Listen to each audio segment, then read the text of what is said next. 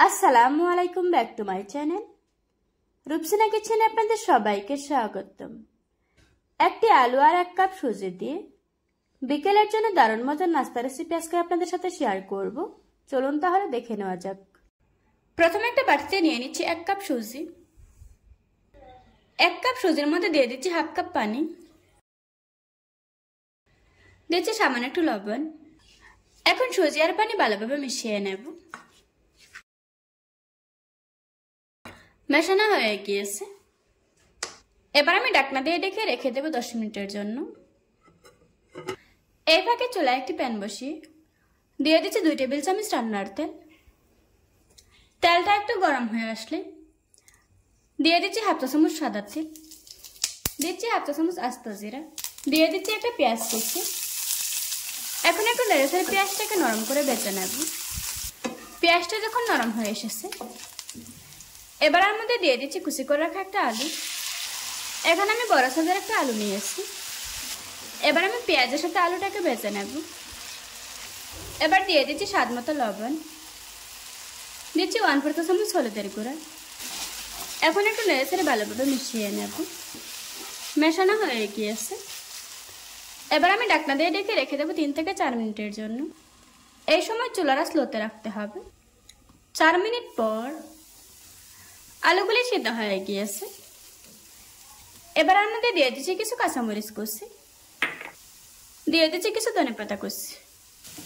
সবকিছু একসাথে নেড়ে চেড়ে ভালোভাবে মিশিয়ে দিতে হবে।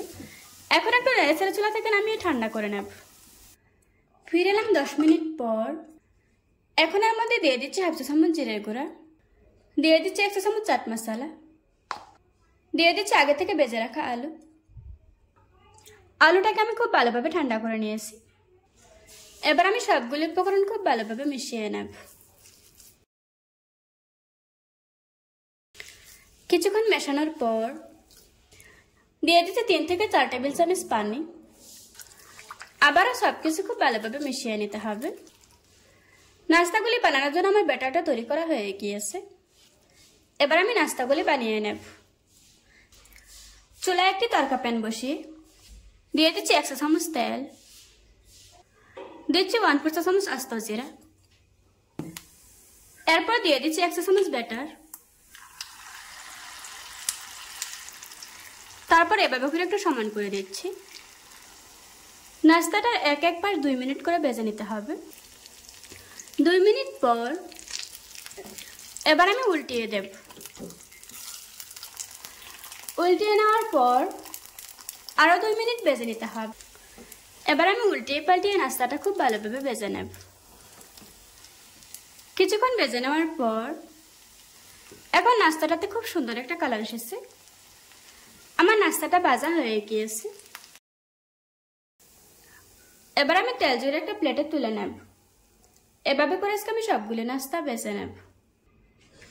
দেখুন বন্ধুরা, আমার নাস্তাগুলি বানানো হয়ে গিয়েছে। আশা করছি আজকের এই সহজ রেসিপিটা আপনাদের কাছে ভালো লাগবে। ভালো লাগলে আমার চ্যানেলটা সাবস্ক্রাইব করে পাশে থাকা বেল বাটনটি অন করে রাখবেন। আবারও কথা হচ্ছে নতুন কোনো ভিডিওতে। ততক্ষণ সুস্থ থাকবেন, ভালো থাকবেন। আল্লাহ হাফেজ।